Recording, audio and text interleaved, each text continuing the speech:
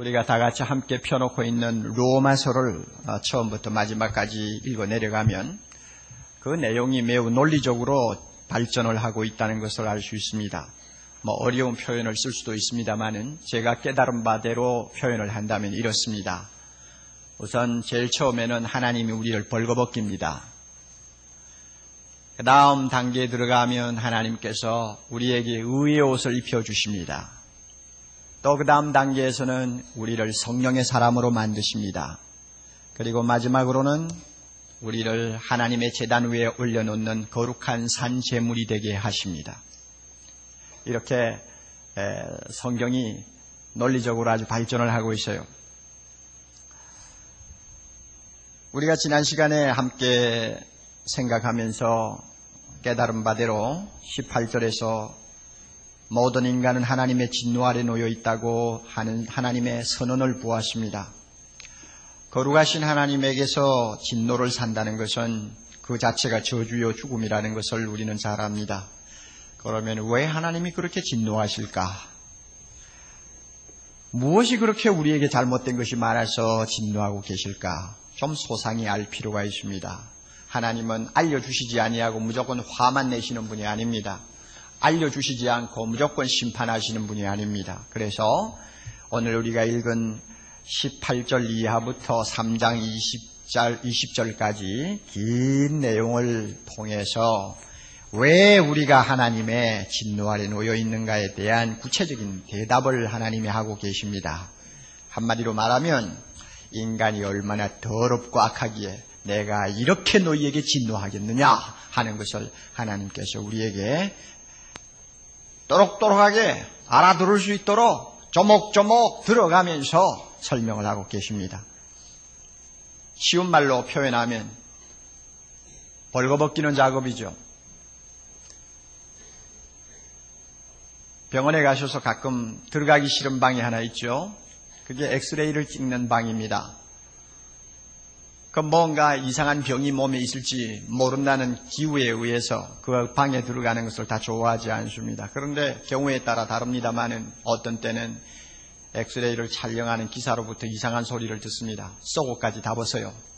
굉장히 기분 나쁜 소리입니다. 그래도 아무 말 못하고 명령대로 따를 수밖에 없는 것이 어떻게 하든지 내 몸에 이상이 있나 없나 무엇이 잘못됐나 안 됐나 하는 것을 세밀히 찾아야 되니까 벗으라니 벗어야지 별 도리가 없죠. 벌거벗겨 놓습니다. 하나님이 지금 그렇게 하시는 거예요. 벌거벗겨 놓아요. 오늘 우리가 읽은 본문도 우리를 벌거벗기는 내용입니다. 아마 이 자리에 계시는 분들 가운데서는 내가 이제 예수 믿고 하나님의 자녀가 되었는데 여기에 나오는 내용이 내하고 무슨 상관이 있어 하고 스스로 자위하고 계시는지도 모릅니다. 그러나 믿고 안 믿고를 떠나서 우리가 자연인의 자리로 다시 되돌아가 본래 우리 모습이 어떠했는가를 다시 한번 또록또록하게 직시하는 것은 대단히 중요합니다. 우리는 하나님 앞에 나올 때마다 입버릇처럼 주여 나는 죄인입니다 하는 말 잘합니다. 그러나 우리 중에 과연 자신이 얼마나 무섭고 더러운 죄인이었는가를 현미경을 가지고 보듯이 세밀히 보고 나는 죄인이라고 말하는 사람이 몇 사람이나 되겠느냐 말입니다.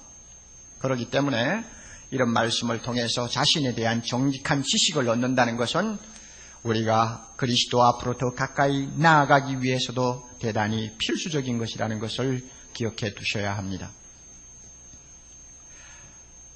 사람이 하나님의 진노를 피할 수 없는 죄 중에 가장 첫 번째로 나오는 죄가 18절 중간에 묘한 말로 표현이 되어 있습니다. 모든 경건치 않음이라는 죄입니다. 무슨 뜻이에요? 모든 경건치 않음. 이것을 좀 더 실감나게 바꾸면 아주 불경건한 것 하는 말로 쓸 수 있습니다. 아주 불경건한 것. 그래서 아주 불경건한 죄에 대한 항목, 죄에 대한 본질, 그리고 그 내용을 25절까지 세밀하게 증명해주고 있습니다. 무슨 말씀인지 아시겠죠? 하나님의 진노를 받아야 될 근본적인 죄가 있는데 모든 경건치 않는 죄라고 그랬어요. 다른 말로 바꾸면 뭐라고요? 아주 불경건한 것. 그 죄에 대한 설명이 어디까지 있다고요? 25절까지 일단 나오고 있습니다. 그걸 여러분이 알고 들으셔야 됩니다. 경건하다, 경건하지 않다 하고 말할 때 이 경건이라는 의미를 알고 있어야 합니다. 경건은 하나님을 경외하고 사랑하는 신앙심을 의미합니다. 따라서 경건치 못하다 하면 하나님 사랑하지 않는 것이고 또 하나님을 경외하는 마음이 거의 없는 상태를 말합니다. 영어 단어는 아주 묘하게 만들어 놓았어요. 불경건하다 하는 단어. 우리 대학생들은 잘 아시죠? 하나님이라고 하는 God라고 하는 단어에다가 없다 하는 의미를 가진 less를 갖다 붙여가지고 그 다음에 끝에는 명사 전미어를 갖다가 함께 붙여놓았습니다. 그래서 Godlessness. 그러면 금방 그 글자대로 본다면 하나님 없는 것. 이것이 영어에서 흔히 말하는 불경건이라는 단어입니다. 그러니 이것은 시편 저자가 말하는 것과 통해요. 어리석은 자는 그 마음에 이르기를 뭐라고 한다고요? 하나님이 없다. 없어서 없다가 아니라 그냥 없다고 인정해버리려고 자꾸 애를 쓰는 거예요. 그러니까 하나님을 아예 무시해버린다든지 경시하는 태도를 말합니다. 이것이 불경건입니다. 이것이 아주 고약한 죄입니다. 하나님이 제일 미워하는 죄입니다. 이 불경건한 죄에 대해서 21절은 더 우리에게 분석적으로 설명합니다. 21절 성경을 보세요. 보셔야 돼요. 듣기만 하면 안 돼요. 하나님을 알되 그 다음에 다 같이 하나님으로 영화롭게도 아니하며 감사하지도 아니하고 바로 이게 문제예요. 하나님을 영화롭게 해야 할 사람이 하나님의 이름을 높이지 않고 하나님께 감사해야 될 사람이 하나님께 감사하지 아니하고 등을 돌리는 이게 뭐냐 불경건이란 말입니다. 하나님을 아주 우습게 생각하는 거예요. 그리고 이 죄가 특별히 고약한 이유가 있어요. 그것이 21절 제일 먼저 나오는 말입니다. 하나님을 알 때에 알면서 그렇게 고약한 짓을 한단 말이에요. 하나님이 계시는 줄도 알아요. 하나님이 어떤 분인가도 약간은 알아요. 알면서도 하나님에게 경배와 찬양을 돌리는 것은 싫어하는 것입니다. 그래서 마음으로 배척해버려요. 여러분 우리가 상식적으로 아는 이야기입니다만은 몰라서 한 짓은 비록 잘못해도 나쁘다고 말을 하기가 어렵습니다. 그렇죠? 그리고 같은 죄라도 몰라서 짓는 죄하고 알고 짓는 죄는 좀 성격이 다를 것 같아요. 옛날에 우리 어머니가 날마다 교회 가서 기도하실 때 주여 알고 지은 죄를 용서하옵소서 하고 우는 걸 자주 보았는데 그 알고 짓는 것은 고약한 죄입니다. 그런데 모르고 짓는 것은 알고 짓는 죄에 비해서는 좀 아무래도 성격이 다르죠. 그래서 예수님도 이것을 인정하셨어요. 누가복음 12장 47절 보면 주인의 뜻을 알고도 예비치 아니하고 그 뜻대로 행치 아니한 종은 많이 맞을 것이요. 알지 못하고 맞을 일을 행한 종은 어떻게 될까요? 적게 맞으리라. 좀 다 차이가 있어요. 어떤 청년이 호적상 무엇이 기록이 잘못돼가지고 그것을 좀 바꾸려고 하니까 재판을 해야 된다고 했습니다. 그래서 재판소에 가서 이제 재판을 청구했습니다. 그래가지고 이제 재판을 받아서 호적을 수정하는데 나중에 재판 기록을 보니까 무엇이라고 쓰여 있느냐 하면 이 사람은 원래 무식해서 이런 실수를 했습니다 하고 쓰여 있단 말이에요. 그럼 그 사람이 진짜 무식하냐? 아니요, 대학원까지 나온 사람이란 말이에요. 대학원까지 나온 사람이 원래 무식해서 호적을 기록상 잘못 썼다 이렇게 했단 말이에요. 그래도 이 대학원 나온 사람이 아무 말도 못하고 서 있는 이유가 그렇게 몰라서 했다고 해야 재판상 그것이 통하고 그래서 호적을 고칠 수 있기 때문에 가만히 있어야 됐습니다. 알고 그랬다면 공문서 위조가 되죠. 하나님을 차라리 모르고 그를 영화롭게 하지 않았다면 하나님도 우리를 더 불쌍히 여기실지 모릅니다. 그런데 알면서 그렇게 하니까 그것이 하나님을 더 진노케 하는 것이요. 고약한 죄가 되는 것입니다. 그렇다면 중요한 질문이 이제 자연히 우리 마음속에 떠오르게 됩니다. 사람이 정말 하나님을 아는가 하는 내용입니다. 정말 하나님을 사람이 알고 있나? 일반적으로 하는 이야기예요. 인간이 하나님을 아신다고 봅니까? 이 문제를 가지고 신학자들은 장기간 동안 불꽃 튀는 논쟁을 벌린 일도 있습니다. 가장 유명한 논쟁이 칼 바르트와 브루너라는 두 신학자 사이에 일어난 논쟁이었습니다. 칼 바르트는 인간은 워낙 그 마음이 타락하고 썩었기 때문에 하나님을 알려고 해야 알 수가 없다고 아예 부정해버렸고, 브루너는 거기에 대해서 아니다, 인간이 아무리 부패했다 할지라도 하나님을 아는 지식은 그 마음에 있다고 주장을 냈습니다. 우리는 이런 신학자들의 말에 귀를 기울이는 것도 도움이 되겠지만은 가장 중요한 것은 하나님이 무엇이라고 하시느냐, 우리를 만드시고 우리의 마음을 아시고 우리의 속을 꿰뚫어 보시는 하나님이 뭐라고 하시느냐, 이것이 중요합니다. 하나님이 뭐라고 하세요? 자, 19절 20절이 그 대답입니다.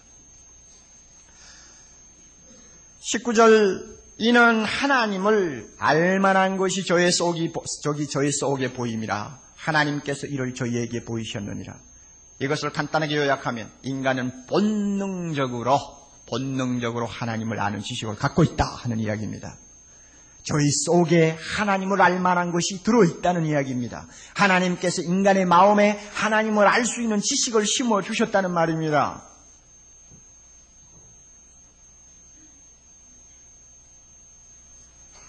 신학자들의 말을 그대로 인용한다면 하나님께서는 사람을 만드실 때에 그의 위엄을 어느 정도 깨달을 수 있는 이해력을 심어주셨다는 것입니다. 칼빈 같은 사람은 아주 아름다운 묘사를 했어요. 하나님에 대한 이 지식, 이 기억을 날마다 새롭게 하기 위해 우리 하나님은 계속해서 신선한 물방울을 똑 우리 마음에 떨어뜨려 주신다. 그래서 신선한 물방울이 떨어질 때마다 하나님이 계시는구나 하는 것을 우리 본성으로 알게 만들어 주신다고 그랬어요. 이런 의미에서 하나님이 계시는 것을 알지 못하는 미개한 국민이나 야만인은 이 세상에 존재하지 못합니다. 짐승과 다를 바 거의 없는 미개인이라 할지라도 신을 찾는 종교의 씨앗은 다 가지고 있습니다. 어느 나라, 어느 부족, 어느 국민치고 종교가 없는 나라도 없고 도시도 없고 부족도 없습니다. 그래서 칼빈의 말을 다시 인용합니다. 하나님의 계심을 아는 의식, 이 의식은 인간의 골수에까지 깊이 박혀 있어서 그것을 지워버리는 것은 불가능한 일이며 차라리 자기의 천성을 바꾸는 편이 훨씬 더 쉬울지 모르겠다 하는 말을 했습니다. 어린아이가 세상에 태어나면 얼마 지나지 않아서 본능적으로 아빠를 찾고 엄마를 찾습니다. 우리는 하나님의 자녀이기 때문에 본능적으로 하나님을 아는 지식이 우리 마음에 있어요. 그 말씀이 19절 내용입니다. 본능적으로, 본성으로 하나님을 아는 지식이 있다. 그 다음에 두 번째로 20절입니다. 창세로부터 그의 보이지 아니하는 것들, 하나님에게 보이지 않는 것들, 하나님은 영이시니까 보이지 않죠. 보이지 않는 것들, 곧 다시 말하면 하나님의 영원하신 능력과 신성이라는 말은 하나님의 품성을 말합니다. 지혜와 전능하심과 무소부재하심과 또 모든 것을 주관하시는 능력, 이런 것들을 통틀어서 신성이라고 하는데 그 신성이 어디에 있나요? 어디에 나타나 있어요? 그 만드신 만물, 이 우주 만물에 분명히 보여 알게 된다 그랬습니다. 그러니까 20절의 골자는 뭐냐? 하나님을 아는 지식은 이 삼라만상을 바라보면 다 알게 되어 있다 하는 이야기입니다. 다 얻을 수 있다는 이야기입니다. 하나님께서는 모든 창조물 위에 자기 영광을 보여줄 수 있는 명백한 표적을 새겨 놓으셨습니다. 그것은 너무나 뚜렷하고 확실하기 때문에 아무리 무식하고 둔한 사람이라도 못 보았다거나 몰랐다는 구실을 내세울 수가 없게 되어 있습니다. 시편 104편을 기록한 저자는 하나님께서 옷을 입음같이 빛을 입으셨다는 아주 문학적인 표현을 했습니다. 무슨 뜻입니까? 이 우주에 하나님이 만드신 빛이 가득합니다. 그 빛이 있는 곳에는 우리는 누구를 볼 수 있느냐? 하나님을 볼 수 있다는 말입니다.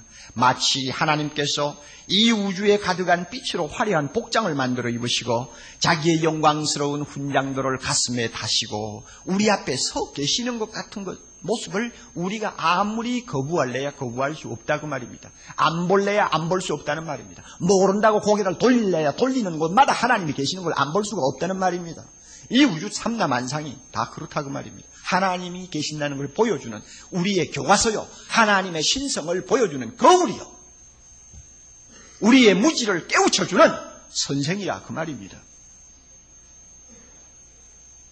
그래서 이 우주 만물은 어떤 면에서는 하나님이 계시는 궁전입니다. 그러므로 우리는 이 궁전 안을 거니는 사람과 같아요. 그 궁전을 거니면서 그 궁전에 살고 계시는 왕을 모른다는 말은 통하지 않는 이야기 아닙니까? 그만큼 삼라만상을 바라보면 하나님이 계시는 것을 자연히 알게 된다는 것입니다. 하나님이 만드신 것은 이 삼라만상 우주만이 아니고 우리 몸도 마찬가지입니다. 우리 몸도 너무 신비스러워서 하나님이 계시는 것을 우리에게 날마다 보여주고 가르쳐주고 또 깨우쳐줍니다. 칼빈의 말을 다시 인용합니다. 절묘한 하나님의 솜씨를 우리는 입과 눈에서부터 시작해서 발톱에 이르기까지 어디서나 찾아볼 수 있을 만큼 우리 몸에는 가득하다. 또 인간은 자기 안에 하나님의 무수한 솜씨로 아름답게 꾸며진 공장을 가지고 있고 우리 몸에요, 동시에 측량할 수 없는 부요함이 넘쳐 흐르는 창고를 가지고 있다. 참 멋있는 표현이죠. 이 정도로 우리는 우리의 사지백체를 통해서 하나님이 계시는 것을 알게 되고 또 부인할 수가 없게 되어 있다는 말입니다. 그러므로 자연 만물을 보나 우리 자신의 몸을 보면서 이 모든 것을 만드신 분이 누구라는 것을 안다고요? 하나님이라는 것을 알게 돼요. 세상에는 하나님을 그 원인으로 하지 않고 존재하는 것은 하나도 없습니다. 하나님은 삼라만상을 창조하신 신이기 때문에 그것을 그의 무한하신 권능으로 유지하고 계시고 지혜로 다스리고 계시고 선으로 보존하고 계십니다. 무더운 여름철을 쫓아버리고 냉큼 찾아온 가을날 길가에서 애교를 부리며 고개를 끄덕이며 인사를 보내는 코스모스의 무리를 보면서 우리는 누구를 봅니까? 하나님의 지혜를 보며 하나님이 살아계심을 우리의 마음속에 다시 한번 깨우치게 됩니다. 이상 두 가지, 19절, 20절이 우리에게 가르쳐주는 두 가지. 하나는 인간 본능은 하나님을 아는 지식을 갖고 있다. 또 하나는 자연 삼라만상은 하나님을 가르쳐주는 교과서다. 그러므로 하나님을 몰라서 하나님을 영화롭게 못했다. 절대 핑계하지 못한다고 그랬어요. 20절 끝을 보세요. 20절 마지막. 다 같이 읽습니다. 그러므로 저희가 핑계치 못할지니라. 하나님 몰랐다는 소리 못한다고 말이에요. 난 몰라서 하나님을 영화롭게 못했으면 하나님께 경배하지 못했습니다. 몰라서 그랬어요. 하나님 좀 봐주세요. 안 통한다는 이야기입니다. 안 통해요. 그러므로 이 세상에는 무신론이라는 것은 존재하지 않습니다. 무엇이라고 떠버리든지 간에 무신론은 존재하지 않아요. 존재한다면 불신론이 존재하는 것뿐입니다. 알고도 안 믿는 거예요. 그걸 자기들이 합리화시키기 위해서 하나님이 없다고 이야기하는 것뿐입니다. 그러면 왜 하나님이 계시는 줄 알면서 인간이 고의로 하나님을 영화롭게도 하지 아니하고 감사하지도 아니하는 불경죄를 범할까? 그 이유가 21절에 나옵니다. 21절 중간에서 봅니다. 그 생각이 어떻게 됐나요? 허망하여지고 또 마음이 어떻게 됐어요? 미련한 마음이 어두워졌어요. 우선 첫째 이유는 인간의 마음이 너무 어두워지고 그 생각이 너무 허망한 데 빠져 있어요. 이게 죄 때문에 일어난 일입니다. 그만큼 부패했어요. 부패했기 때문에 하나님을 아는 지식의 씨앗이 우리 안에 있어도 그 씨앗이 제대로 뿌리를 내리고 잘 자라지를 못해요. 더러운 생각, 모든 잡된 인간의 욕망의 잡초가 우리 마음을 뒤덮고 있기 때문에 하나님을 알기는 아는데 하나님을 영화롭게 할 만큼 능력을 갖지 못해요. 또 하나 이유가 있어요. 22절 스스로 뭐 있다고 생각을 한다고요? 지혜 있다고 생각합니다. 이게 또 망조입니다. 망조. 인간은요 스스로 지혜롭다고 착각을 해요. 그럼 지혜가 뭡니까? 지혜는 하나님을 두려워하고 순종하는 것이라고 했습니다. 그러면 사람이 자기 스스로 지혜 있다고 할 때는 이것은 하나님이 말하는 지혜가 아닙니다. 자칭 지혜롭다고 하는 것은 거짓 지혜를 말합니다. 거짓 지혜는 뭐냐? 하나님 두려워하지 않는 것입니다. 그리고 순종하는 것보다도 순종하지 않는 길을 택하려고 하는 것입니다. 어떻게 하면 하나님을 멀리 떠날까? 어떻게 하면 그의 간섭을 덜 받을까? 어떻게 하면 내가 자유스럽게 부담을 갖지 않고 살까? 요거 궁리하는 것이 인간의 지혜입니다. 이것 때문에 하나님을 알면서도 하나님을 영화롭게 하지 않았습니다. 그에게 경배를 드리지 않았습니다. 이것이 인간이요. 이렇게 스스로 자칭 지혜롭다고 해서 찾아간 길이 어디냐 하면 우상숭배입니다. 23절부터 25절까지 내용이 바로 우상숭배에 대한 죄에 대해서 하나님이 우리에게 깨우쳐주는 말씀입니다. 우상숭배입니다. 왜냐하면 우상숭배는 하나님 섬기는 것보다도 훨씬 자유스러워 보이기 때문에 자칭 지혜롭다는 사람들이 찾아갑니다.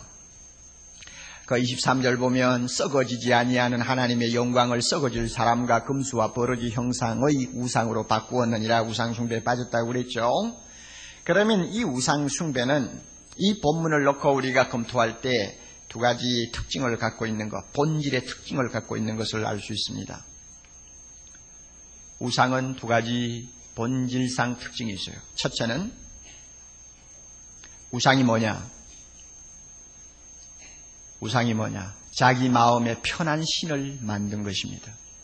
사람의 마음에 편하다고 생각하는 방향으로 만든 신이 우상입니다. 스스로 지혜롭다고 여기는 인간이 창조자 하나님은 굉장히 부담스럽게 느낄 수밖에 없습니다. 여러분 이 사실을 잘 알아두세요. 하나님이 계시는 거 알기는 아는데 가까이 모시고 살기는 굉장히 부담스러워. 왜 부담스러운지 알아요? 하나님은 인격적인 신입니다. 그러므로 그는 우리에게 요구하는 것이 있습니다. 창조자 되는 나를 경배하라. 하나님의 요구입니다.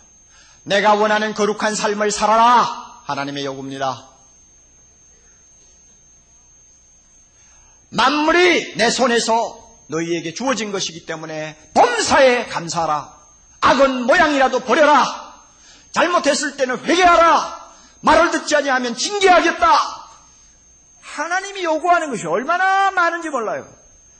그러니 이 하나님 옆에 모시고 살다가는 잘못하면은 신경질환 걸릴 가능성이 충분히 있단 말이에요.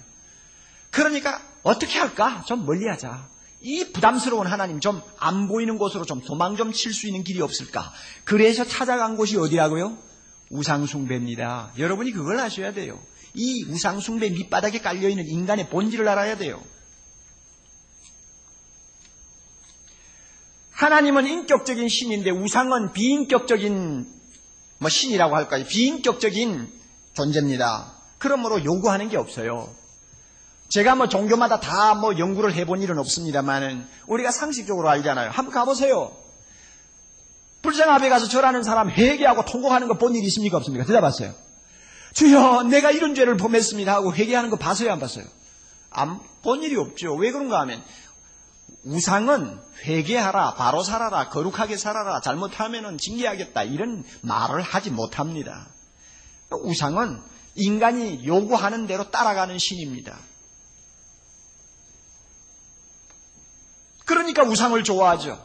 따라서 그 반대로 인간은 하나님을 마음에 두기 싫어합니다. 28절에 나옵니다. 하나님은 저희가 마음에 누구를 두기 싫어해요? 하나님을 두기 싫어합니다. 부담스러우니까. 이와 같이 하나님을 부담스럽게 생각하고 마음에 두기 싫어하는 인간이 편리한 방법대로 만들어낸 것이 우상입니다. 우상은 인간의 허망한 생각과 공상의 산물입니다. 고대 사람들은 우상을 눈에 보이게 만든 것이 특징이에요. 짐승의 모양으로, 일월성신의 모양으로, 사람의 모양으로 형상을 만든 것이 특징이었다면 오늘날 현대인의 우상은 형상이 없는 것이 특징입니다. 현대인들은 상당히 좀 수준이 높아서 좀 지성적이 돼서 뭘 만들어 놓고 그걸 우상이라고 절하는 것을 조금 쑥스러워하는 경향이 있습니다. 그 대신 보이지 않는 우상을 항상 섬기기를 좋아하는 것이 현대인의 특성입니다. 그러나 분명한 것은 자기가 섬기기에 편리한 신을 만들었다는 것, 이것입니다. 두 번째로 우상숭배 안에 감추어진 본질상의 특징 있는데, 그것은 뭐냐면 마음의 정욕을 충족시키기 위한 방편이라는 것입니다. 마음의 정욕을 충족시키기 위한 방편이다.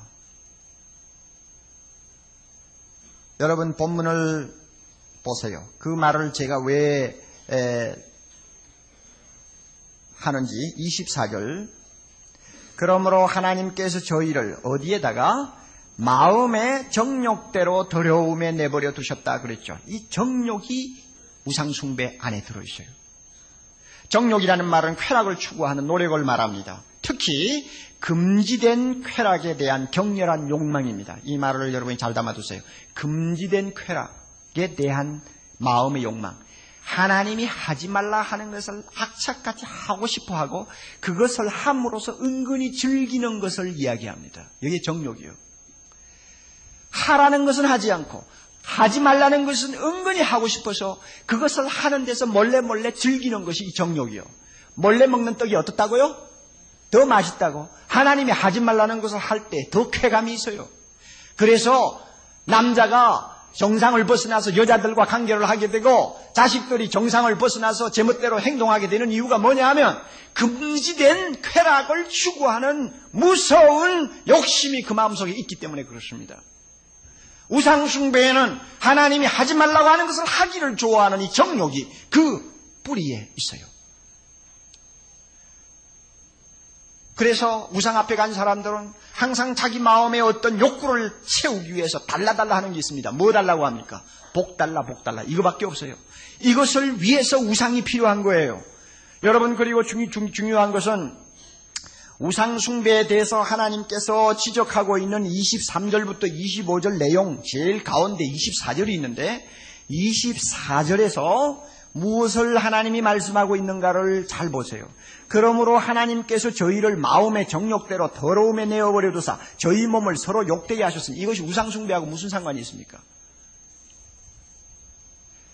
우상숭배를 성적 타락하고 결부시키는 이유가 있습니다.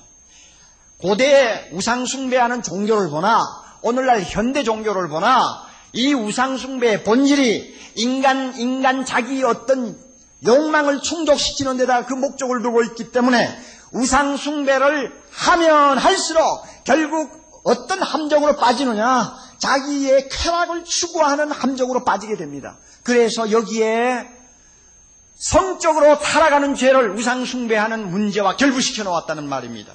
그래서 옛날에 로마 제국이 그랬고 우리가 성경에 보는 고린도 도시가 그랬고 우상숭배하는 곳마다 성적 타락이 만연했습니다.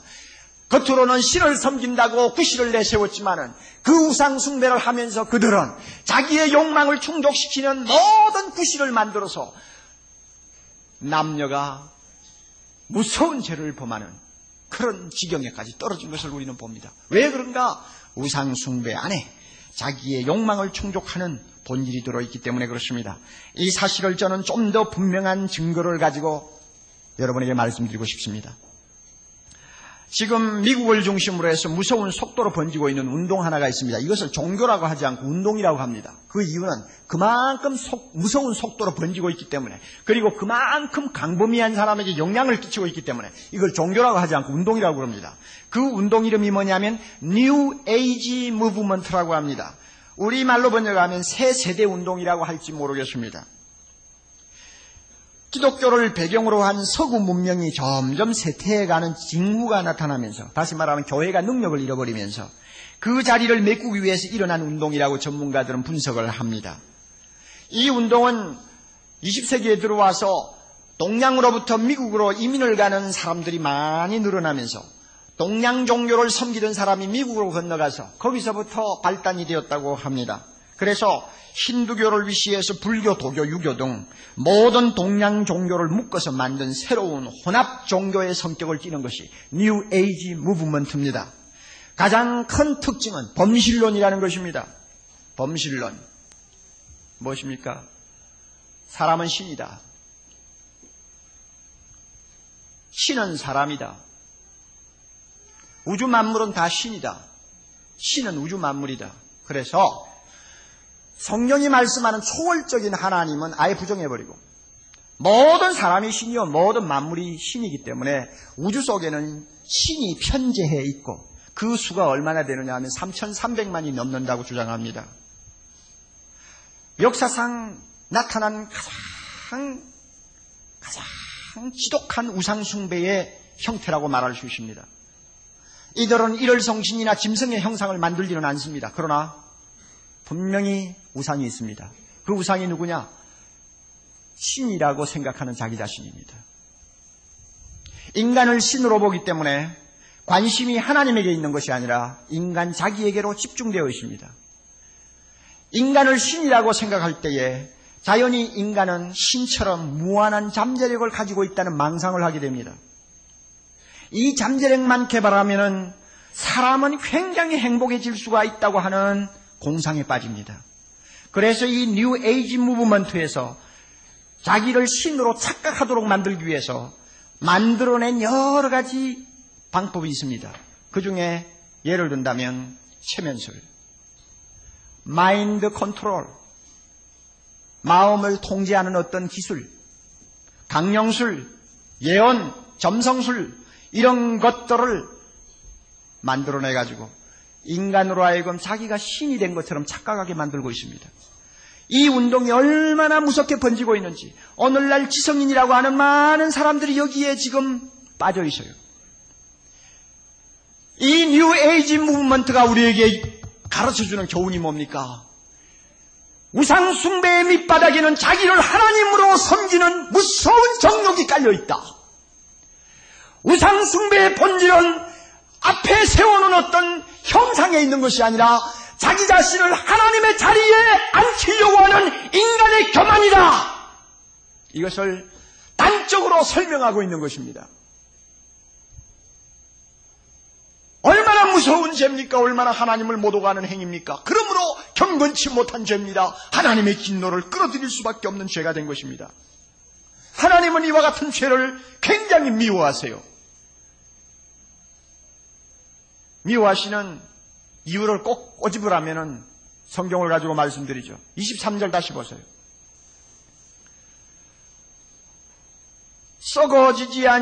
썩어지지 아니하는 하나님의 영광을 썩어질 사람과 금수와 버러지 형상의 우상으로 뭐 했어요? 바꾸치기 해버렸어요. 이게 우상숭배예요. 하나님을 이 피조물로 바꾸치기 했어. 그 다음에 또 25절 가면 이는 저희가 하나님의 진리를 거짓 것으로 뭐 했어요? 바꾸치기 했어. 그리고 피조물을 누구보다 더 경배해? 하나님을 더 경배해. 이 피조물 안에 이제 우리는 하나 써놓아야 돼요. 오늘날 현대인들의 우상을 우리는 좀 하나 써놓아야 돼요. 24절 가지고 아니요 23절 끝에 썩어질 사람과 금수와 버러지 형상 대신에 하나님의 영광을 무엇으로 바꿨다고 말하면 됩니까? 나의 영광으로 바꾸었다. 이게 현대인의 우상이에요. 그렇죠? 나의 영광으로 바꿨어. 그 다음에 25절에 가서도 마찬가지죠. 하나님의 진리를 거짓 것으로 바꾸어서 피조물 대신에 누구를 넣으면 되겠어? 나 자신을 누구보다 더 경배해? 하나님보다 더 경배하고 섬기는 거. 이게 현대인의 우상이에요. 그래서 우상 숭배에 대해서는 옛날에 거룩한 성자들이 생명을 걸고 싸웠습니다. 사드락과 메삭과 아벳느고라고 하는 삼총사는 느부갓네살 왕 앞에서 우상 앞에 절하라고 하는 왕의 명령을 거부하면서 이 일에 대하여 왕에게 대답할 필요가 없나이다. 우리가 풀무불에 들어가서 타죽는 한이 있더라 할지라도 왕의 신도를 섬기지 아니하고 절하지도 아니할 줄 아옵소서 결사각오로 싸웠습니다. 그리고 1930년대 주기철 목사님은 일본이 강제적으로 일본 천황을 신으로 섬기라고 강요하자 그는 피 맺힌 절규를 강단에서 이렇게 했습니다. 못합니다. 못합니다. 그리스도의 신부는, 예수 믿는 사람은 다른 신에게 정절을 깨트리지 못합니다. 그리스도의 신부는 일본 신사에게 절하지 못합니다. 드리리다 드리리다 이 목숨이나마 주님께 드리리다. 정절을 깨트리지 못한다고 그는 피 맺힌 절규를 하다가 감옥에 끌려가서 6년 동안 고생하면서 갖가지 잔인한 고문을 당하는 중에 순교하고 말았습니다. 왜? 우상 숭배 안에는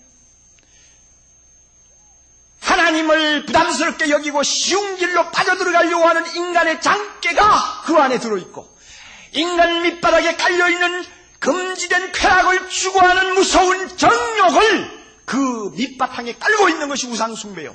그 결과 하나님 자리에 자기 자신을 앉혀놓는 것이기 때문에 못합니다. 못합니다. 하나님의 자녀 그리스도의 신부는 정절을 깨트리지 못합니다. 절하지 못합니다. 그렇게 절규하면서 생명을 내대고 투쟁하다가 죽는다 그 말입니다. 사랑하는 형제자매 여러분, 우리는 오늘 이 말씀 앞에서 우리가 예수 믿기 이전에 본래의 모습이 어떠했는가를 적나라하게 보게 됩니다. 만일 우리가 지금까지 예수를 모르고 살았다면 어떻게 살았을까요? 어떤 사람이 되었을까요? 마음에 하나님 두기를 좋아할까요? 천만에요. 알기는 알면서도 하나님을 영화롭게 하려고 할까요? 천만에요. 하나님께 감사하는 사람이 될까요? 천만에요. 하나님을 안다고 해도 하나님께 경배하는 것보다도 그 부담스러운 하나님 가급적이면 멀리 좀 떼놓고 내 자유스럽게 살 수 있는 어떤 길을 찾느라고 자기 지혜를 짜는 아주 우스운 존재, 아주 더러운 존재가 되어버렸을 것이 틀림이 없을 것입니다. 좀 더 내 욕심대로 살 수 있는 길이 없을까? 내가 하나님처럼 대접을 받을 수 있는 길이 없을까? 분명히 그와 같은 생각에 빠져서 오늘날까지 인생을 살아왔을 것이 틀림이 없습니다. 자기 자신을 하나님처럼 지켜 세우고 마음에 하나님 대신에 자기를 신으로 모시고 나만을 위해서 사는 불쌍한 존재가 되었을지 모릅니다. 어떤 글을 보니까 당신이 정말 비참한 인생을 살고 싶으냐? 비결을 가르쳐 주겠다. 그래서 그 비결이 뭐냐? 그 글에서 이렇게 비결을 가르쳐 주고 있어요. 제가 읽어드릴게요. 잘 기억하세요. 비참한 인생을 살고 싶은 거. 자, 비결입니다. 그러면 비참한 인생을 살고 싶지 않으면 안 들어도 돼요. 그러나 비참한 인생을 살고 싶으면 들으세요. 자, 비결이요. 너 자신에 관해서만 생각하라. 아멘. 그 다음에 너 자신에 관해서만 이야기해라. 아멘. 가능한 한 아이라는 말만 사용해라. 아멘. 칭찬받기를 기대하라. 아멘. 지나치도록 당신 자신을 사랑하라. 아멘. 철저히 이기적인 사람이 되라. 아멘. 그러면 어떤 사람이 된다고요?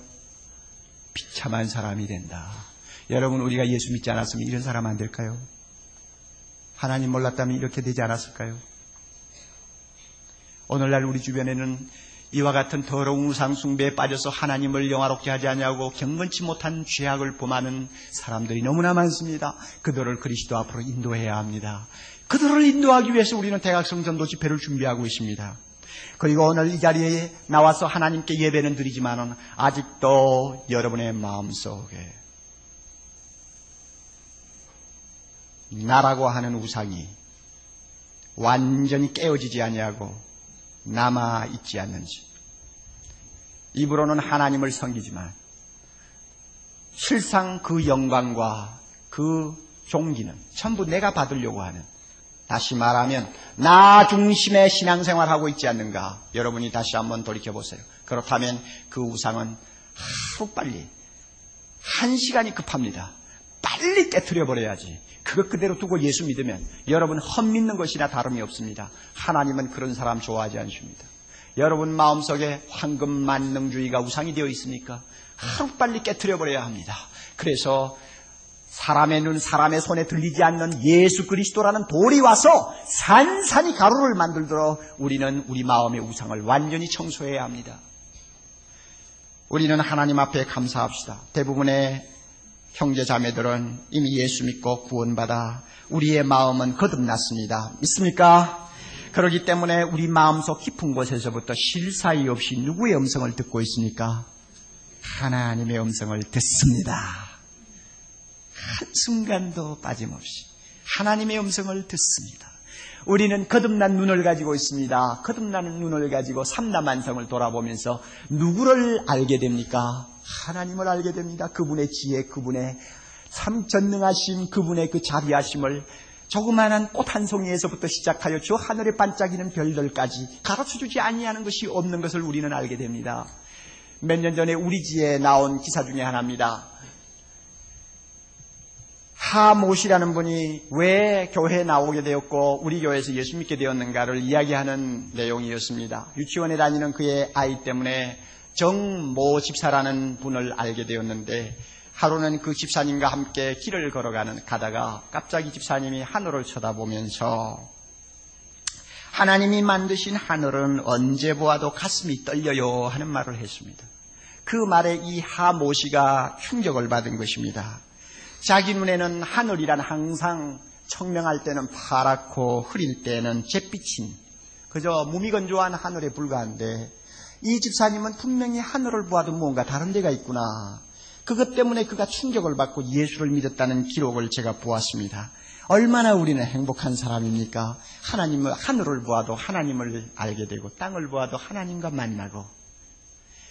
여러분, 우리의 행복이 어디 있습니까? 하나님을 아는 것입니다. 우리의 행복이 무엇입니까? 이 알고 있는 하나님 앞에 우리 자신 전부를 들여서 영광과 경배를 하나님 앞에 돌려 바치는 것입니다. 하나님만을 기쁘게 하고 하나님의 이름만을 높이려고 하는 것이 우리의 행복의 절정입니다. 이것이 우리가 인생을 사는 목적입니다. 이와 같은 은혜를 우리가 받게 되었으니 얼마나 감사합니까? 누구 때문에 받았나요? 예수 그리스도 때문에 우리가 이런 축복을 받고 삽니다. 이 축복 우리가 누려야 합니다. 날마다 누려야 합니다. 어떻게 누릴까? 하나님을 찬양하면서 누려야 합니다. 하나님을 감사하면서 누려야 합니다. 하나님을 바라보면서 하나님을 자랑하면서 이 축복, 이 행복을 우리는 누려야 하겠습니다. 그러기 위해서 우리 함께 부르고 싶은 찬송가가 있어요. 여러분 아마 벌써 마음에 떠오르는 찬송가가 하나 있을 거예요. 주 하나님 지으신 모든 만물 40장이죠. 1절 2절 우리 먼저 한번 불러봅니다. 1절 2절 40장 1절 2절 참 얼마나 아름다운 가사인지 몰라요. 하나님이 계심을 자연 만물을 통해서 우리가 항상 바라볼 수 있다는 이 축복은 예수 그리스도를 믿고 구원받은 성도들만이 갖는 특권입니다. 우리가 다 같이 함께 펴놓고 있는 로마서를 처음부터 마지막까지 읽어 내려가면 그 내용이 매우 논리적으로 발전을 하고 있다는 것을 알 수 있습니다. 어려운 표현을 쓸 수도 있습니다만은 제가 깨달은 바대로 표현을 한다면 이렇습니다. 우선 제일 처음에는 하나님이 우리를 벌거벗깁니다. 그 다음 단계에 들어가면 하나님께서 우리에게 의의 옷을 입혀주십니다. 또 그 다음 단계에서는 우리를 성령의 사람으로 만드십니다. 그리고 마지막으로는 우리를 하나님의 제단 위에 올려놓는 거룩한 산 제물이 되게 하십니다. 이렇게 성경이 논리적으로 아주 발전을 하고 있어요.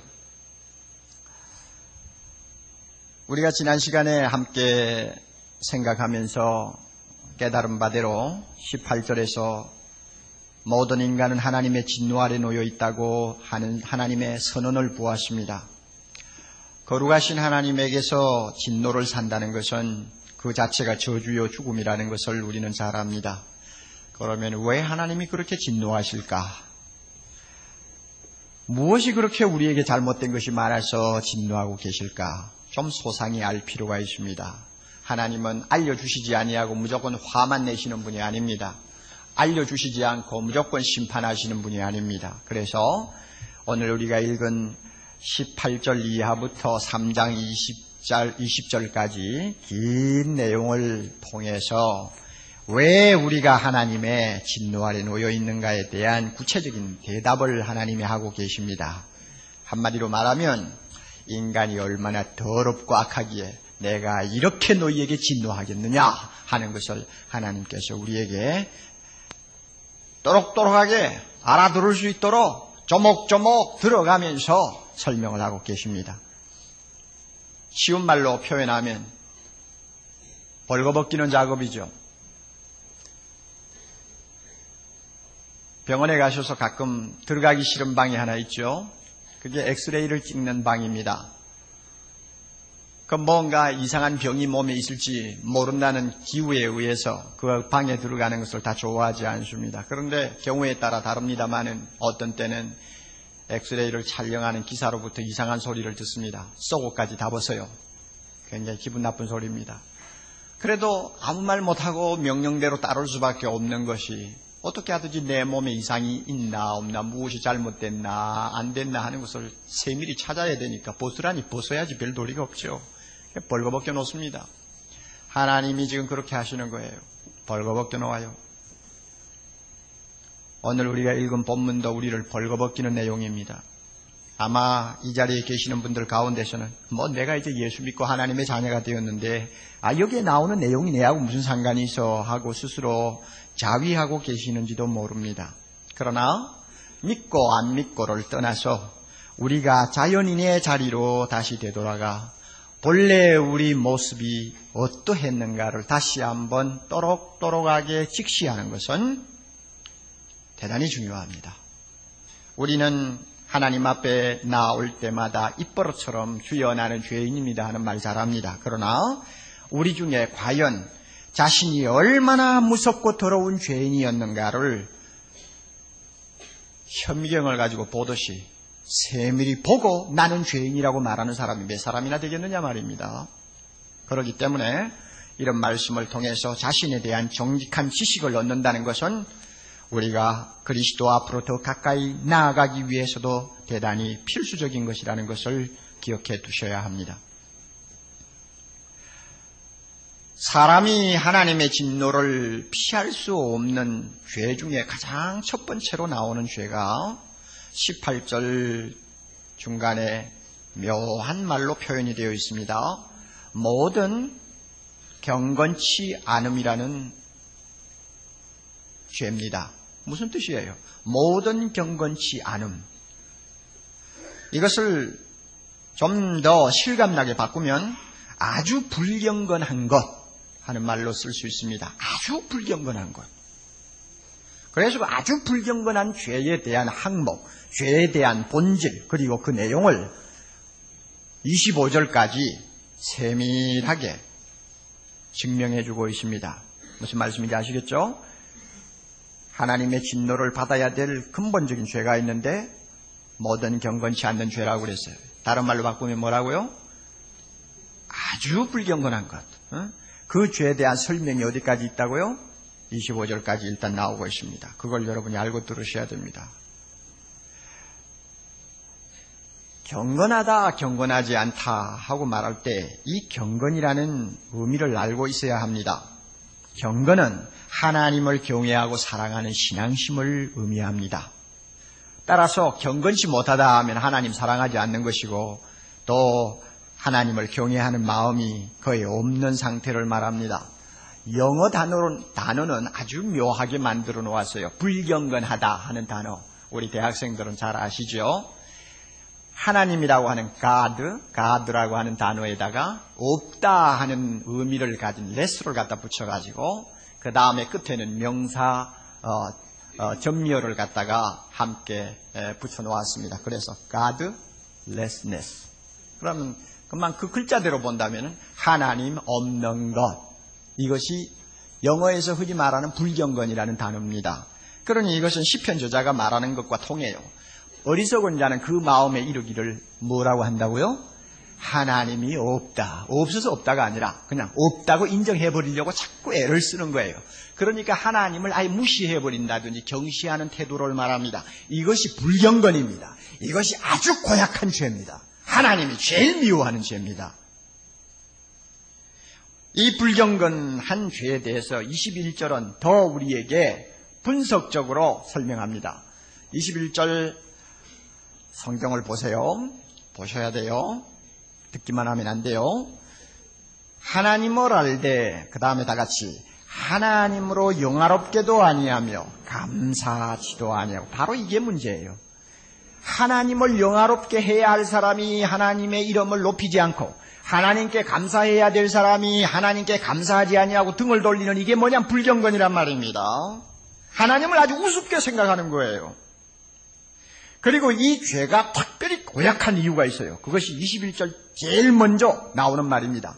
하나님을 알 때에 알면서 그렇게 고약한 짓을 한단 말이에요. 하나님이 계시는 줄도 알아요. 하나님이 어떤 분인가도 약간은 알아요. 알면서도 하나님에게 경배와 찬양을 돌리는 것은 싫어하는 것입니다. 그래서 마음으로 배척해버려요.